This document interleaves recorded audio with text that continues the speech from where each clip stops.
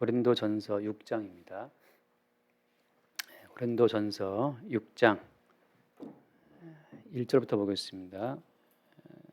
고린도전서 6장 1절로 7절까지 보겠습니다. 6장 1절 너희 중에 누가 다른 이와 더불어 다툼이 있는데 구태여 불의한 자들 앞에서 고발하고 성도 앞에서 하지 아니하느냐. 성도가 세상을 판단할 것을 너희가 알지 못하느냐. 세상도 너희에게 판단을 받겠거든 지극히 작은 일 판단하기를 감당하지 못하겠느냐. 우리가 천사를 판단할 것을 너희가 알지 못하느냐. 그러하거든 하물며 세상 일이랴. 그런즉 너희가 세상 사건이 있을 때 교회에서 경히 여김을 받는 자들을 세우느냐. 내가 너희를 부끄럽게 하려 하여 이 말을 하노니 너희 가운데 그 형제 간의 일을 판단할 만한 지혜 있는 자가 이같이 하나도 없느냐. 형제가 형제와 더불어 고발할 뿐더러 믿지 않는 자들 앞에서 하느냐. 너희가 피차 고발함으로 너희 가운데 이미 뚜렷한 허물이 있나니 차라리 불의를 당하는 것이 낫지 아니하며 차라리 속는 것이 낫지 아니하냐. 아멘. 여기까지 보겠습니다. 소송하는 문제, 교회 안에서의 다툼이 확대되고 막 비화돼서 교회 내부에서 개인 대 개인끼리 문제가 풀리지 않으니까 세상 법정으로 가서 세상의 그 재판관 앞에서 성도의 일을 판단받는 그런 사건이 벌어지고 있다라고 지금 성경에서 말하고 있습니다. 우리가 이런 말씀을 대하면 그래, 예수 믿는 교인들끼리는 다투면 안 되고 혹 다투는 일이 있다 하더라도 그걸로 이렇게 송사까지 하면 되겠는가, 고소 고발까지는 가지 말아야지라고 우리가 생각할 수 있습니다. 그런데 우리가 누구를 고발한다라고 할 때는 오죽하면 고발하겠어요? 오죽하면 우리가 누구를 고발할 마음이 생기겠습니까? 다시 말하면 사람의 평범한 인내심을 어떤 뛰어넘는 도저히 내 인내로 내 관용심으로 감당할 수 없는 그런 사건들이 닥쳐온다는 거죠. 따라서 우리가 이런 말씀을 대할 때 그래, 성도는 송사, 고소고발하면 안 되고 또 설령 고소고발한 일이 있다 하더라도 세상 법정까지는 가지 말아야지. 그렇게 우리 살아갑시다. 성도 여러분, 우리 피차 고발하지 맙시다. 좀 참고 삽시다. 이렇게 우리가 쉽게 말씀을 생각할 수 있죠. 그렇게만 된다면은 참 세상 금방 좋아지겠죠. 이런 말씀을 대할 때 율법적인 관점으로 그래, 성도는 송사에 빠지면 안 된다. 우리 교회 성도들은, 우리 대한민국 크리스찬들은 이런 송사, 고소고발 하지 맙시다. 이렇게 정도로 어떤 적용점을 삼고 이 말씀 보기를 끝내버린다면 정말 성경을 겉핥기, 수박 겉만 하려고 끝내는 겁니다. 수박 겉만 할아서 그 속에 단맛을 우리가 알 수 있겠어요? 그런 것처럼 이 모든 말씀을 율법적으로, 윤리적으로, 도덕적으로, 내 양심적으로 보면 끝이에요. 끝. 송사하지 말자. 안 되지 그럼. 참자, 양보하자. 끝. 아름다운 세상, 복된 교회라고 할 수 있겠지만 삶이라고 하는 것이 그렇게 만만하지가 않은 거죠. 우리의 타락한 성품이라고 하는 것이 그렇게 쉽게 하나님 말씀대로 따라가고 순종하고 할 그런 정도의 성품이 아니고 가장 중요한 것은 우리가 사는 이 세상이라고 하는 것이 그렇게 우리의 관용, 우리의 넉넉한 마음으로 아름답게 바뀌는 그런 세상이 아니에요. 여기는 가시의 땅이고 엉겅퀴의 땅이기 때문에 정말 마귀가 사람을 후리는 땅이기 때문에 먹고 살기가 너무 힘든 땅이기 때문에 그렇게 쉽게 내 것을 양보하고 송사 안 해 그래. 속고 말지 뭐. 차라리 잃고 말지 뭐. 그렇게 만만한 세상이 아니라고 하는 겁니다. 너무 피상적으로 세상을 보든지 피상적으로 성경을 보게 되면 그렇게 쉽게 말씀 자체를 윤리적으로 보고 끝날 수가 있어요. 근데 세상도 만만치가 않고 성경은 이 표면의 말씀보다 훨씬 더 깊은 이면의 말씀이 담겨 있습니다. 그러니까 우리가 이 성경을 껍데기로 보고 송사하지 맙시다. 우리가 예수 믿는 사람끼리 그렇게 그렇게 넘어갈 이렇게 피상적으로 성경을 대하거나 인생을 대하거나 나 자신을 본다든지 그건 다 서로 자기를 속이는 거예요. 다시 말해서 이 송사하지 말라는 말씀을 대하게 되면 반드시 우리는 뭘 생각해야 되는 겁니까? 우리는 송사할 수밖에 없는 상황에 들어갈 수도 있겠구나를 알아야 됩니다. 우리가 참다 뭐 드디어 폭발할 때가 있잖아요. 사소하게 내 뭐 거덕가정을 가진 그런 거 양보할 수 있죠. 내 빌딩을 달라 그런다, 내 아파트를 달라 그런다, 내 살고 있는 전셋집을 달라 그런다. 그럼 송사에 들어갈 수밖에 없잖아요. 우리가 지금 전세금을 날리게 생겼는데 우리가 편안한 마음으로 오케이 내 전세금 난 송사 안 해, 가져가, 그렇게 우리가 하겠냐 말이죠.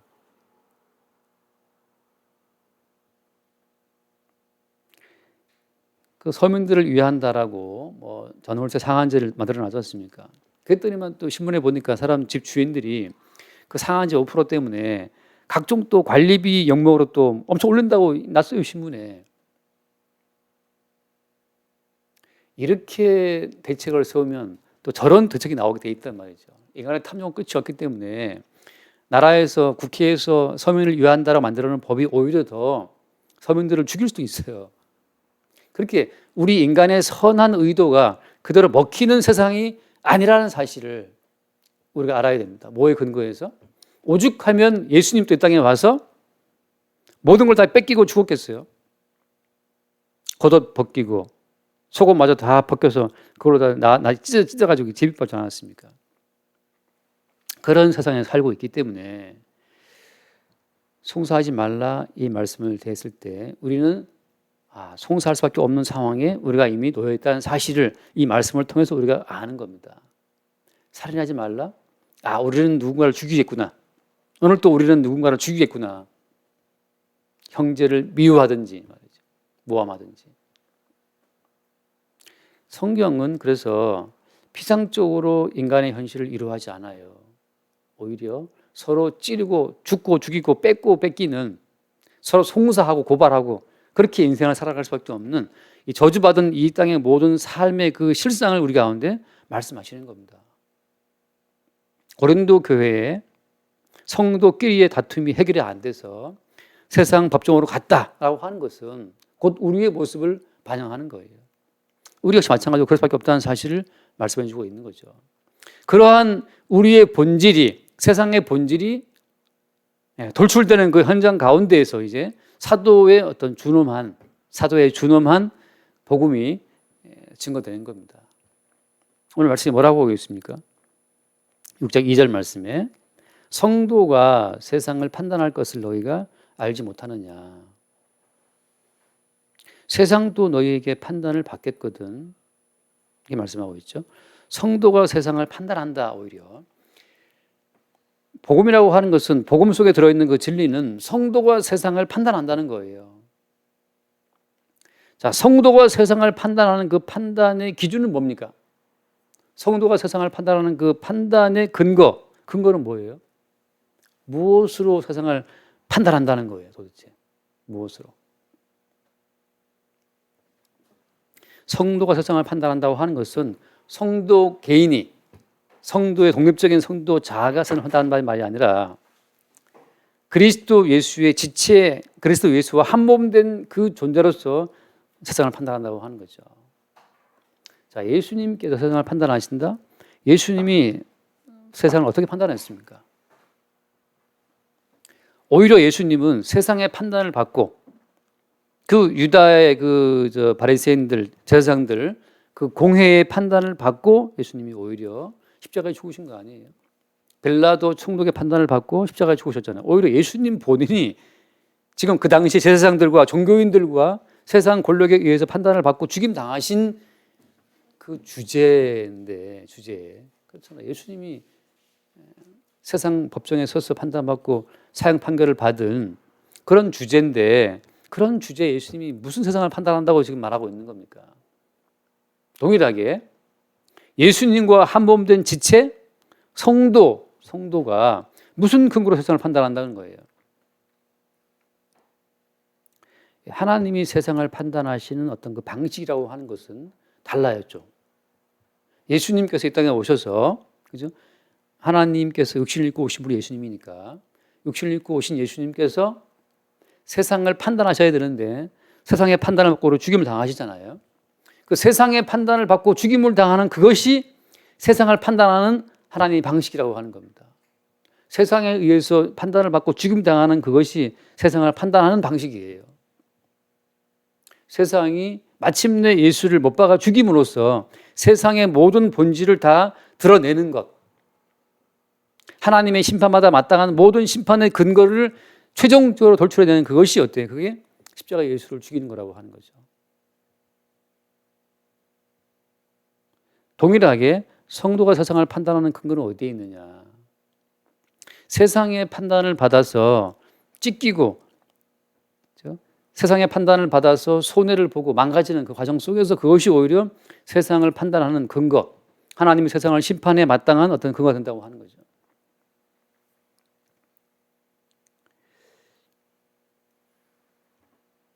자, 마치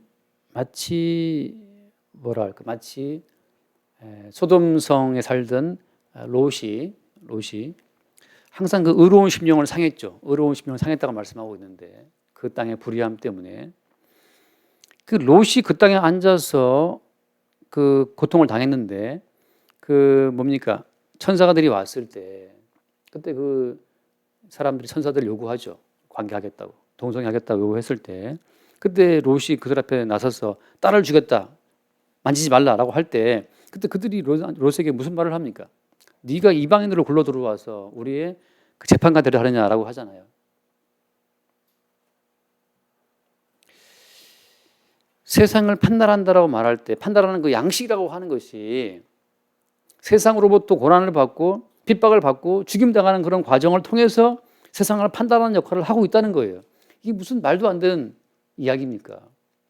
예수님 십자가에 못 박혀 죽임을 당하실 때 그때 예수님이 달렸던 십자가 외에 그 달린 명패가 그 명패에 뭐라고 써 있었습니까? 그 명패에 유대인의 왕이라고 써 있었거든요. 유대인의 왕이라고. 사람들이 이해를 못하죠. 왕이라는 존재가, 왕이라고 하는 존재가 왜 십자가에서 못 박혀 죽지? 그렇잖아요. 유대인의 왕인데 왜 못 박혀 죽임을 당합니까?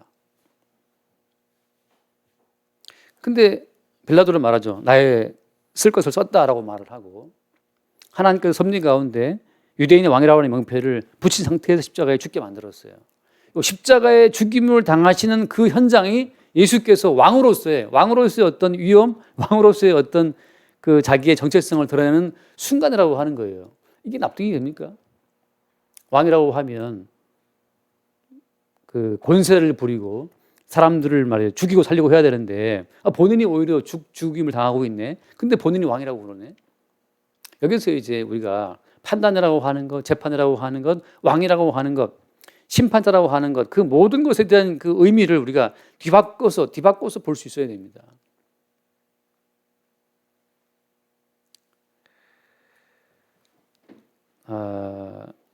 마가복음에 말씀하신 유명하신 말씀이죠. 세상에서 임금이라든지 어떤 권력을 지닌 사람들이라고 하는 것은 권세를 부리는 것으로 섬김받는 것으로 어떤 권세를 증명하지만 나는 너희 가운데 너희를 섬기러 왔다. 심지어 나의 목숨을 주러 왔다라고 말씀하시잖아요. 그 자기의 목숨을 주러 오신 그런 방식이 하나님 나라에서 왕됨을 보이는 어떤 현장이라고 하는 거죠. 근데 참 불행인지 다행인지 참 모르겠지만 성도가 바로 그런 식으로 세상을 판단하는 위치에 성도가 서 있다고 하는 거예요. 성도가 어떤 위치에? 세상 사람들이 못 박혀 죽임을 당하는 현장에서 예수의 왕됨이 선언된다고 하는 것처럼 성도가 세상을 판단한다고 하는 것은 세상에 의해서 오히려 속임을 당하고 세상에 의해서 오히려 불의한 일을 당하는 현장을 통해서 오히려 성도가 세상을 판단하는 위치에 있다는 것이 드러난다는 거예요. 여기에서 우리가 인위적으로 내가 섬겨드리죠. 누누이 말씀드리지만 인위적으로 나의 의지로 내가 섬겨드린다고 하는 것은 이것은 분량이 있어요. 한계가 있어요. 한계가. 한계에서 넘어가면 폭발합니다. 제가 요즘에 어떻게 보다 그 최양락 씨 나오는 그 유튜브를 보게 됐는데 최양락 부인이 팽씨더라고요. 팽씨. 그렇게 뭐 남편 잘한다는 말을 제가 들었는데 그 유튜브에 나온 영상에 보니까 그 팔을 다듬게 했는데 최양 씨한테. 근데 최양락 씨 팔을 다듬는다고 하는 것이 팔을 처음 다듬어 갖고 파 대가리를 다 잘라버린 거. 파 줄기만 이렇게 싸놨어요. 그걸 보고 이제 그 와이프가 화가 나가지고서 파 대가리로 이제 미친놈아 하면서 이 남편 최양 씨 머리에다 던져버렸어요. 파 대가리를. 이 미친놈아 하고 던졌단 말이죠. 이 귀한 파를 이렇게 다 망가뜨려놨냐. 알뜰하게 파 대가리를 다 잘랐어요. 파 대가리를. 이 줄기만 갖다 쌓았단 말이에요. 남편을 사랑한다라고 하는 거, 남편을 이해한다라고 하는 것은 다 분량껏 하는 거죠. 분량껏. 이런 말씀을 예컨대 듣고 그래 세상에 대한 우리가 관용을 보여줘야지. 그래서 나는 세상을 내가 판단할 거야. 그 예수님의 섬김의 흉내를 낼 수는 있지만 흉내라고 하는 것은 흉내일 뿐이에요. 언젠가는 폭발하겠죠. 자, 주님께서 우리를 인도해 가시는 그 코스라고 하는 것은 계속해서 우리가 만들어 놓은 그 분량, 우리만의 그 한계, 우리 그 한껏 해봤자 우리의 그 관대함이라고 하는 것이 파대가리 좀 자르는 것 실수한 것 때문에 이제 남편을 잘라진 그 파 대가리로 남편 대가리를 쳐야 속이 풀리는 그 정도의 우리 관용심이라고 하는 거죠. 남편의 머리카락을 쥐어 뜯는다든지 말이지. 제가 그걸 느끼고 참 여성들이 많이 올라갔다. 그걸 느껴요. 야, 이 남자들의 머리 올라갔구나. 저는 나쁘게 생각하지는 않아요. 아까 뭐 걸그룹들이 노래를 부른다든지 여자들이 남편을 어떻게 한다든지 그런 거 볼 때 여자들이 참 많이 어떤 그 뭐랄까요, 고통을 당하면서 희생하면서 인생을 많이 살아왔잖아요. 역사를 보면 제가 뭐 사자 무리들을 봐도 정말 수컷 사자는 농땡이 건달이고 새끼를 먹이고 사냥하고 다 전부 다 하는 건 다 암컷 사자가 하더라고. 심지어 암컷 사자가 잡아온 사냥감을 수컷은 놀러가 와서 그것도 먹어요. 또 먹고 또 놀러 가고. 정말 게을러 터지기 이를 말할 데 없는 게 수컷 사자더라고. 그건 그렇고 우리가 지금 주님께서 말씀하시는 것은 너의 그 알량한 너의 관대함, 너의 그 알량한 인내심, 너의 그 알량한 너의 그 윤리, 도덕, 그 선함의 의식, 그 한계를 주님이 터뜨리는 거예요. 우리의 본질을 하나님 앞에서 볼 수 있도록 우리의 본질을 터뜨리는 거죠. 우리의 한계라고 하는 것을. 그래서 우리의 한계, 우리의 본질이 드러나는 순간 우리의 본질이 드러나는 그 순간 우리는 하나님 보시기에 어떻습니까? 하나님 보시기에 더 큰 저주를 받아도 마땅한 존재로 우리의 실상을 주님이 까발리시는 거예요. 송사를 해서 모든 걸 다 잃어도 마땅한 존재로 우리의 본질을 까발리시는 거죠. 그게 이 모든 성경을 말씀하시는 한 중심 테마입니다. 우리를 어디로 끌고 가시는 거예요? 예수님이 죽은 십자가 앞으로 끌고 와서 네가 무슨 예수를 섬기냐. 너도 어때? 너도 여차하면 베드로처럼 예수를 배신하고 여차하면 예수를 못 박아 죽이라고 같이 시위하고 여차하면 같이 못 박힌 예수 앞에 서서 당신이 정말 살아계신 신이 맞다면 날 좀 도와주셔야지. 이렇게 내가 억울한 인생을 살고 있는데 당신이 정말 나의 주님이라면 날 도와주셔야지. 십자가에 못 박혀서 헐떡거리는 예수 앞에서 내 전세금 걱정하고 내 집값 걱정하고 내 세금 걱정하고 말이죠. 우리 아들, 딸 대학 가는 걱정하고 그거 하고 있는 거예요. 결국은 우리 모두가 다 나를 위해 인생을 살아왔다고 하는 그 진실을 폭로당하는 현장으로 주께서 우리를 인도해 가시는 겁니다. 어떤 과정을 통해서 송사라는 과정으로 우리의 인내심을 더욱 건드리죠. 나중에 폭발하게 만들어요. 더 이상 못 참아. 나도 이제 고발할 거야. 라고 가는 거죠. 더 이상 못 참아. 우리 이혼해. 도장 찍어. 가는 거죠. 거기에서 내 인내심으로 통제해왔던 나의 인생이 적나라하게 폭발되어 버릴 때, 나의 인내심이 바닥났을 때, 내 본질이 하나님 앞에 들켰을 그때 우리는 우리의 존재를 어떻게 경험할 수 있는 겁니까? 하나님 앞에 내 존재를 주장하기 위해서 육체로 오신 하나님마저 우리가 죽여버릴 수 있는 존재로, 나라는 존재가 절대적인 자아이기 때문에 절대적인 나를 지키기 위해서라면, 절대적인 나의 평안을 깨뜨리는 존재라면, 절대적인 나의 어떤 그 편안한 인생을 거드리는 존재라면, 그게 뭐 예수든 예수 할애비든 뭐 다 나와. 남편, 너는 벌써 옛날에 죽었어. 벌써 남편은 옛날에 벌써 파대가리 맞아 죽었어요. 나의 절대적인 자아의 어떤 평안의 이 바운더리를 침범하는 자들이 있다면 자식이든 부모든 뭐 다 나와. 뭐 다 죽여버릴 거야. 그게 인간의 자아의 본래 모습이에요. 하나님께서 말씀으로 우리를 끌고 가시는 그 현장은 그 자리까지 가는 겁니다. 저는 뭐 가끔 저 TV 나와가지고 뭐 기독교 윤리실천위원회 뭐 있거든요. 이번에도 뭐라더라 아무튼 그 한국 교회 뭐 타락했느니 뭐냐 하면서 늘 나오는 그 기자회견 하시는 분들이 있어요. 기독교 실천윤리위원회 봉호 교수인가 뭐 그런 분들에서 나오는 분들이 있거든요. 전혀 복음적이지 않아요. 복음이라고 하는 것은 윤리의 껍데기로 너를 아무리 한번 이렇게 지켜봐라. 내부의 압력이 폭발해 나오면 윤리의 껍데기 다 날아가 버려요. 우리가 실제적으로 그런 현장까지 가지 않더라도 성경은 어때? 성경은 성령을 통해 우리 가운데서 그런 도전을 주시고 있는 겁니다. 너의 본질을 아무리 다듬고 통제하고 통제를 해도 너의 건물을 뺏어간다, 네 차를 뺏어간다, 네 돈을 뺏어간다, 너 송사 안 할 수 있어.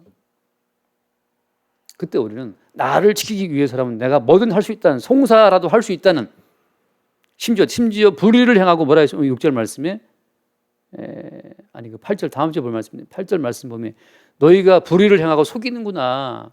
그런 너희 형제로다. 형제라 할지라도 나의 절대적인 자아의 바운더리를 침해하는 자가 있다면 그거 속이고 불의를 행할 수 있다는 거죠. 그 위에 있는 말씀처럼 7절 말씀 너희가 피차 고발함으로 너희 가운데 이미 또렷한 허물이 있다.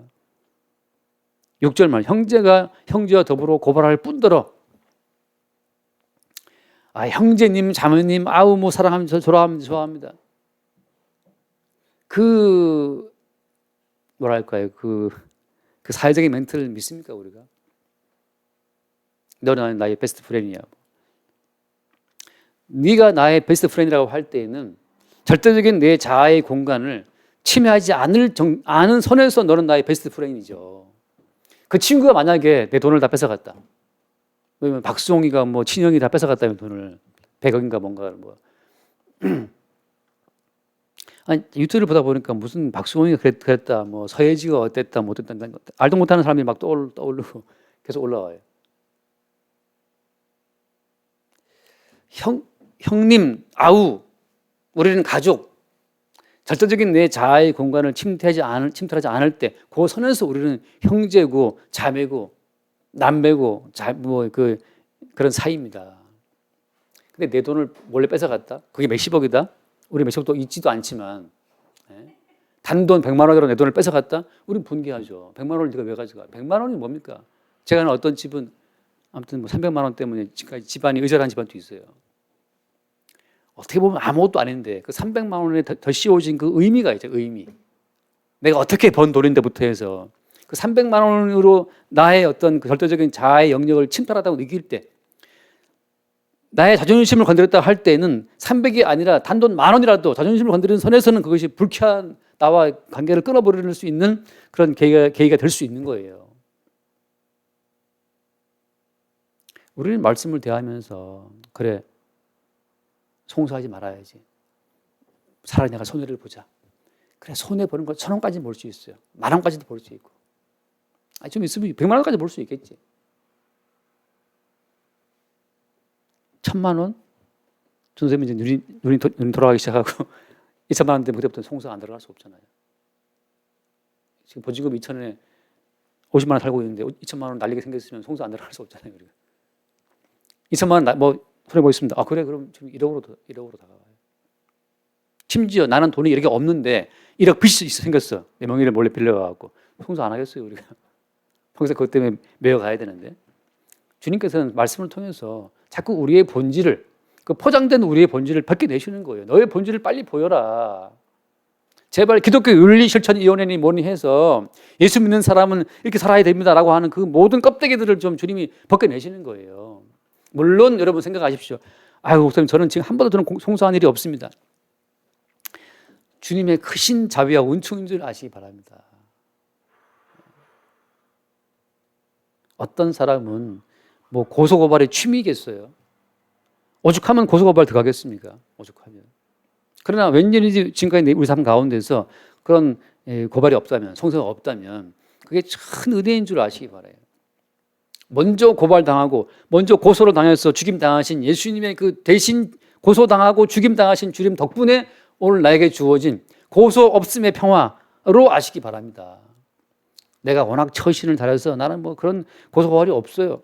이 주제 파악 안 되는 인간인 거고, 그동안 내가 베푼 것이 많았기 때문에 나는 그런 송사에 말린 적이 없습니다. 이 주제 파악 못하는 인간이죠. 주께서 우리의 본질을 까발리기 위해서 자꾸 우리의 삶 가운데 그 대파 대가리를 잘라버리는 남편을 만나게 하신 거고, 내 속을 썩이는 어떤 남친을 만나게 하신 거고, 그런 과정을 통해서 우리는 우리의 본질이 그렇게 아름답지 않다는 사실을, 하나님 보시기에 심판을 받고 죽어도 마땅한 그런 혈기를 내장한 존재, TNT 뭐 얼마 정도의 폭약을 내장한 어떤 그 기계처럼 우리의 내부는 세상을 터뜨릴 수 있는 그런 그 혈기의 폭탄을 장착하고 있는 인간들입니다. 우리가 김정은이가 핵 단추 누르면 날아오는 거죠. 어제인가 신문에 보니까 이미 개발된 핵만 200 몇 개라 하더라고요.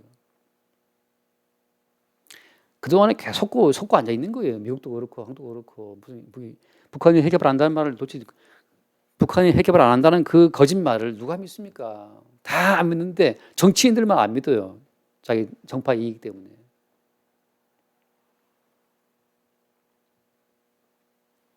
그 인간의 속에 있는 그 악함이라고 하는 것이 버튼 하나로 수백만 명을 죽일 수 있잖아요. 오늘 말씀 가운데 그래서 번지르르하게 말이죠. 그래, 송사하지 말자. 우리가 세상을 판단하는 사람인데 어떻게 판단받겠느냐.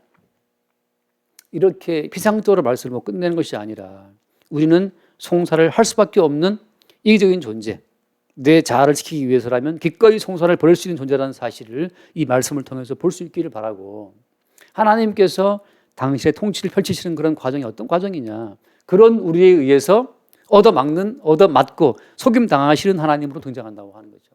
오늘 말씀 보면 거기 7절 말씀에 너희가 피차 고발함으로,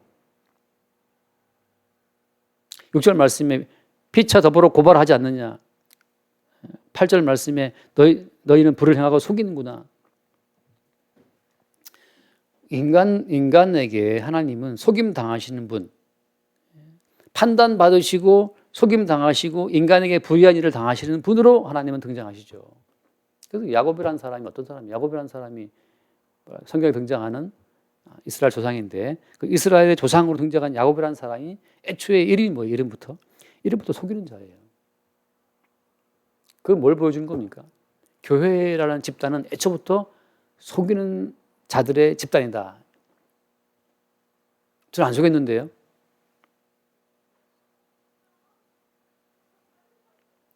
자기를 모르는 사람이죠. 아까 공무원이죠.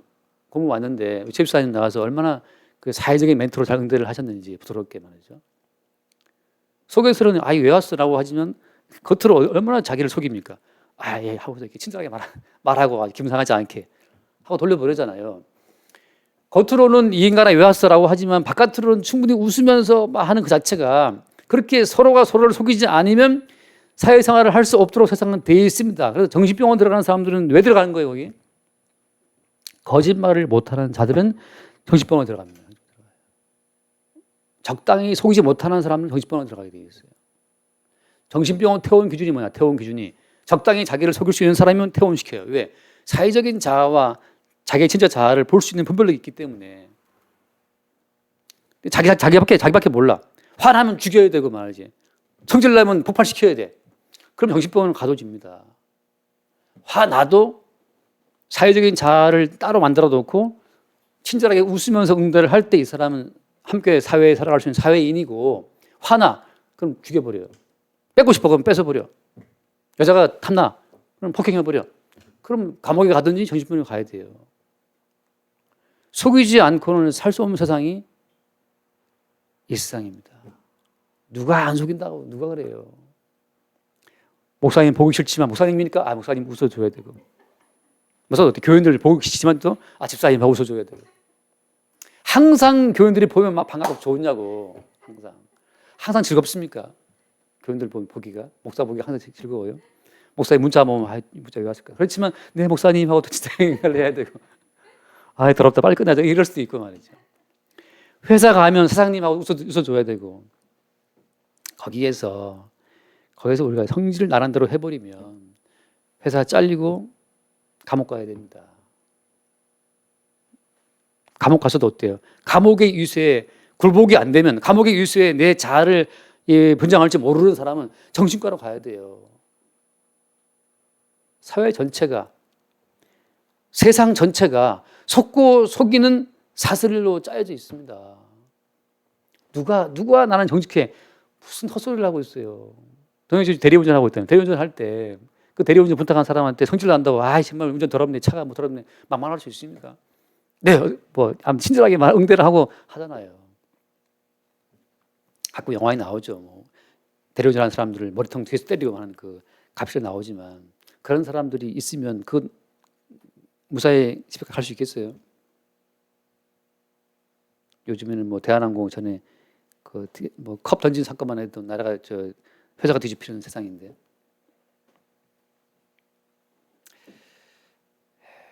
그렇지만 어때요? 그렇지만 컵을 던지고 땅콩을 던진다 하더라도 그 앞에서는 자기를 속이고 내 사장님 하고 있다가 뒤늦게 이제 SNS에 올려서 분풀을 하잖아요. 왜 뒤늦게 그러냐고. 뒤늦게. 앞에서는 자기를 속이고. 그게 인간입니다. 정말 자기가 더러운 거였으면 그 앞에서 땅콩 같이 던지면서 말이죠. 같이 막 싸웠어야지. 인연하고서. 근데 앞에서는 못하죠. 왜? 생존을 위해서 자기를 분장을 했다 이 말이죠. 분장을. 일단 거짓말하고 자기 속인 거예요. 모든 인간은 속이지 않고서는 살아갈 수 없는 세상입니다. 정직한 것은 동물 세계에는 있죠. 동물 세계에서는 정직하게 잡아먹지. 정직하게. 그래서 야곱이라는 사람이 이스라엘 조상인데, 그것이 모든 교회의 본래 모습 DNA입니다. 어떤 것이? 속이는 자가, 난 발꿈치 잡는 자가. 야곱이 복받기 위해서 누구를 속입니까? 아버지를 속이고 형을 속이죠. 근데 하나님이 어때요? 하나님이 또 그 속아먹은 것처럼 또 인도하신단 말이죠. 아버지는 속고. 그렇게 끝없이 속이면서 야곱 어디로 갑니까? 또 라반한테 가서 속임을 당하죠. 라반에게 속임 당해서 10번의 불쌍을 번개당하고, 나중에 어때요? 아들에게 속임을 당하고. 그게 뭘 보여주는 겁니까? 야곱 주변은 그냥 속고 속이는 세상이에요. 본인이 아버지 속이고, 본인은 또 속임 당하고, 본인은 또 속임 당하고, 형들한테, 저 동생들, 아들들한테 요셉을 죽었다고. 그것이 이스라엘이라고. 이것이라 마찬가지입니다. 교회 가운데서 거짓이 드러나는 그 이유는 뭐 때문이에요? 우리의 본질을 알게 하시는 겁니다. 쉽게 말하면, 제가 이 말씀에 고민을 많이 했는데, 이 송사 때문에 고민을 많이 한 말씀인데, 결론을 그냥 쉽게 하기로 해요. 결론은 뭐냐? 쉽게 가면 송사할 수밖에 없는 우리의 이기적인 본능, 속일 수밖에 없고 불의한 일을 할 수밖에 없는 우리의 이 속성 자체를 주의 성령 앞에서 폭로당하는 자가, 그 자가 진짜 교회의 일원이고, 그런 자들만이 자기의 의로움 따위는 예전에 다 버려버리고 십자가에 죽으신 예수님의 희생의 의로만 내가 구원받는구나. 내가 정직했습니다. 링컨이 한 말입니까? 정직은 최선의 방책이라고. 아나스티 이집트 팔러시 어쩌고 했잖아요. 근데 그 링컨은 영화를 보면 아시겠지만 얼마나 많이 고무술수라 그래야 되나요? 그 거짓말을 치고 사람들을 붙이고 이렇게 합니까? 정직해서는 살아갈 수 없는 인생이고, 사실 인간은 누구를 속입니까? 사실 인간은 누구를 제일 많이 속여요? 자기를 가장 많이 속입니다. 왜? 나를 속여야 타인을 속일 수 있으니까. 나는 믿음 좋은 사람이야. 나는 관대하다. 나는 머리 좋은 사람이야. 나는 천재야. 나는 국보야. 쪽쪽이면서 나는 이쁜 사람이야. 나는 예수 믿는 사람이야. 정말 내가 진지하게 내가 예수 믿는 사람인 걸 내가 스스로 믿어야 어때요? 다른 사람도 나의 그 신자들을 믿어줄 거 아니에요. 바리새인들이 왜 주님 앞에 책망 들었습니까? 너희들은 너희들의 행위에 속고 있다. 자기의 기도에 본인이 속는 거고 자기 행위에 자기가 속고 있어요. 그 자기의 행위와 그 뜨거운 기도 분위기에 속아서 나는 믿음 좋은 사람이라고 하고 있다가 거기서 빠져나가는 순간 알게 되죠. 중요한 건 뭐냐? 사람들이 그런 또 거짓말을 합니다.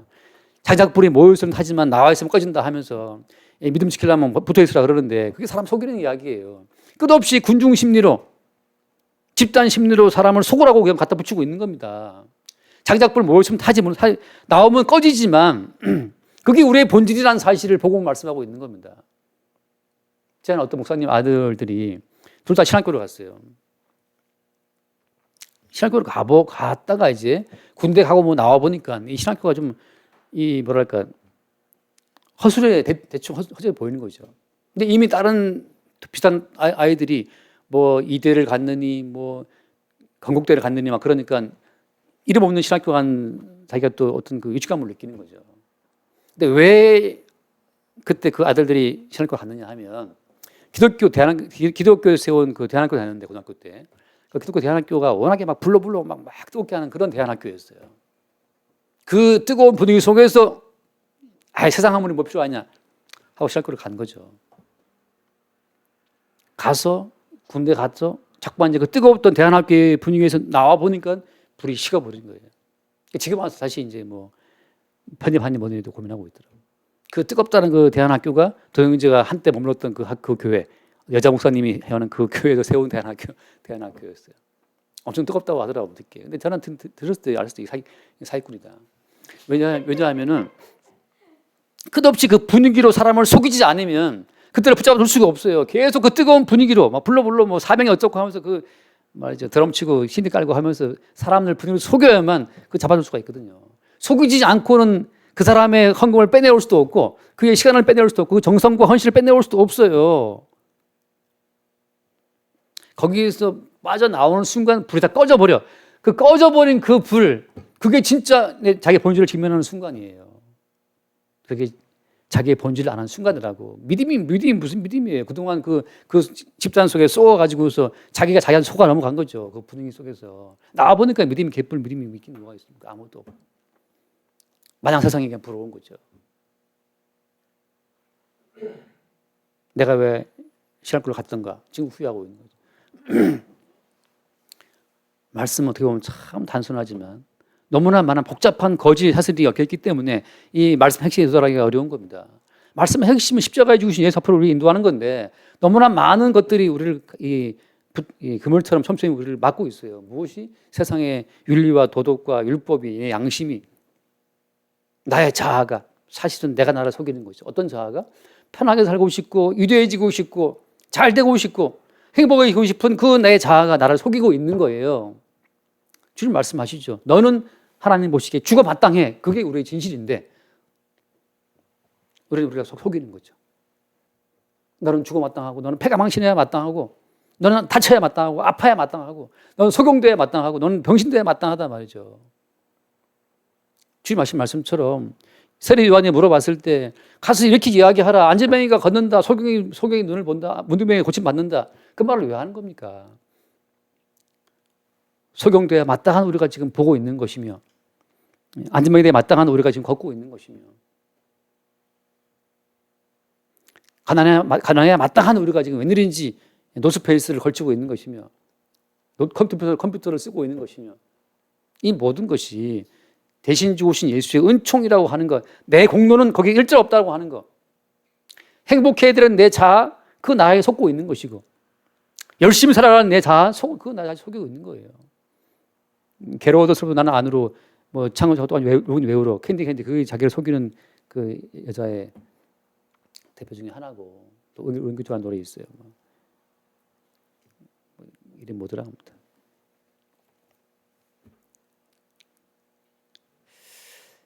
말씀을 마치겠습니다. 그래서 갑자기 안 떠올랐어요. 제목이 생각 안 나. 그럼 뭐 주님 목사님 뭐 어떻게 하는 말입니까? 그러면 송사하란 말입니까? 안 하는 말입니까? 여러분 송사를 하든 하지 않든 주께서 우리를 송사하는 상황 속에 집어넣으면 우리는 할 수밖에 없고 돈이 1,000원이든 10,000원이든 간에 아까운 마음 생길 때는 돈 1,000원 때문에도 칼부림 나는 것이 인간이에요. 며느리도 100만 원 줘도 안 아까워. 1,000원 때문에 열받는, 저도 지금 1,000원 때문에 열받는 기억이 지금까지, 고3 때 1,000원을 뺏긴 기억이 있어서 지금까지 열받는 게 남아있어요.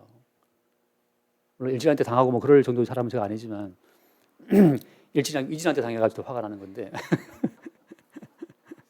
그 1,000원을 뺏겨가지고 말이죠. 주께서 우리를 어떤 상황 속에 집어넣을 때 우리는 뭘 볼 수 있다는 겁니까? 항상 우리의 본질을. 어디 앞에서? 십자가 앞에서. 아, 저렇게 저주를 받고 그냥 죽어 마땅한 것이 이게 내 진짜 모습이구나. 뭐 우리가 착하고 그러고 뭐 송사하지 않고 고발하지 않고 뭐 차라리 속아주고 뭐 난 관대하고 뭐 그런 모든 거짓된 그 말들, 내 자아를 그럴싸한 자아라고 착각하고 속고 있는 그 우리를 속이는 그 마귀의 음성, 선악과를 먹으면 하나님처럼 될 거야 눈이 밝아서 라고 하는 그 거짓말을 속아서 계속 우리는 신뢰자들을 추구하죠. 그걸 주님 주저앉히는 거예요. 너의 자리는 사실은 하나님 그 저주 가운데 죽어마땅한 자라는 사실을 알게 하시는 겁니다. 그 아주 심플한 현장, 심플한 진리. 그 심플한 진리를 온갖까지 그냥 갖다가 우리 내가 나를 속이고 말이야. 나는 행복해야 돼. 나는 잘 살아야 돼. 나는 뭐 어쩌야 돼. 그 모든 자아에 또 옆에서 이야기해 주고 너는 그래야 돼 하고 서로 속고 속이면서 살아가는 이 땅을 주님이 몽땅 물로 그냥 불로 심판하여 썰어버리시는 겁니다. 오늘 또 이 말씀을 통해서 상황만 되면 우리는 형제와 더불어 고발할 수 있는 존재라는 사실을, 오늘 너와 내가 웃으며 대화할 수 있는 것은 주의 은혜라는 사실을, 상황만 되면 너와 나는 벌써 이혼이야. 그러나 오늘 너와 내가 함께 살아가는 것은 주의 은혜라는 사실을, 상황 되면 베스트 프렌드 어디 있어? 너와 나는 원수야. 그런데 오늘 너와 내가 베스트 프렌드 존재라는 것은 주의 은총이라는 사실을, 그 순간순간 어떤 작은 사건을 통해서 나의 죄인됨을 발견하는 그 순간순간이 예수의 은혜가 다시금 밀려오는 순간 될 수 있기를 바랍니다. 그리고 차라리 기도하세요. 지금 할 수만 있거든. 고발하는 상황이 내게 다가오지 않게 되기를 저는 기도합니다. 그러나 내 뜻대로 마옵시고 뜻대로 하시기를. 우리의 악함이 드러나야 되면 드러나야 되는 건 어떻게 하겠어요? 드러나야 되는 거지. 어떻게 하겠어요? 편히 뭐 내 걸 뺏기겠습니까? 본능대로 우리 내 걸 옮겨지게 되어 있는데, 그런 과정을 통해서 끝없이 우리의 죄인됨과 우리의 죄인됨을 대신해서 죽으신 예수의 은총을 볼 수 있는 그 십자가의 은총을 볼 수 있는 그 은혜가 되길 바랍니다. 기도하겠습니다. 존귀하신 주님, 송사할 수밖에 없는 세상의 어떤 실상을 우리가 매일매일 접합니다. 성령의 음성을 통해서 이 저주받은 세상의 현실을 보게 하시고, 또한 저주를 받아서 가장 크게 자신을 속이고 있는 우리 자신들을 보게 하여 주옵소서. 날마다 나를 속이고 세상을 속이는 이 저주받은 우리를 살게 하시는 대속의 피 뿌리신 주의 은혜를 잊지 않도록 우리의 심령을 인도하여 주옵소서. 우리 주 예수 이름으로 기도드립니다. 아멘.